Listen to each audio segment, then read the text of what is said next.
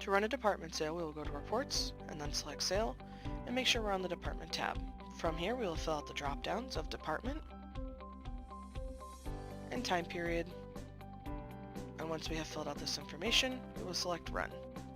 As you can see here on the screen, there will be charts and graphs to show our digital representation of our information. Below that will be our department information broken down into each category of sale amount, quantity, tax, discount, and percent of sale.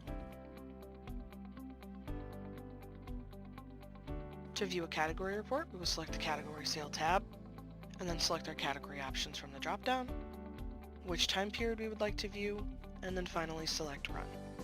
We can see here the information will be displayed similarly to the department setup, based on sale amounts, quantities, tax, discount, and percent of sale. To run a subcategory sale, we will select the Subcategory Sale tab at the top, and then we'll select our category from the drop-down, followed by our subcategory, and our time period. Once we have filled out this criteria, we will select Run. We can see here the information will be displayed similarly to the department setup, based on sale amounts, quantities, tax, discount, and percent of sale. To run a menu item sale, we will select the Menu Item Sale tab, and from here we will select our category, our subcategory, specific menu item if we choose, specific serving levels, if we would like to view a specific employee,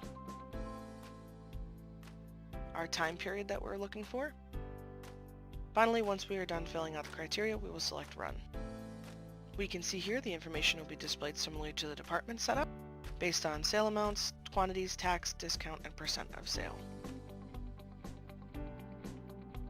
To run a modifier sale, we will select the Modifier Sale tab. From here, we'll fill out the following criteria: the modifier that we are looking for,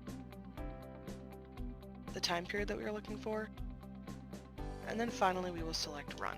We can see here that the information will be set up based on item name, modifier name, sale amount, quantity, and taxes. Please keep in mind that on all screens we can turn these toggles on and off as we see fit. All reports can be exported to Excel, PDF, and CSV files.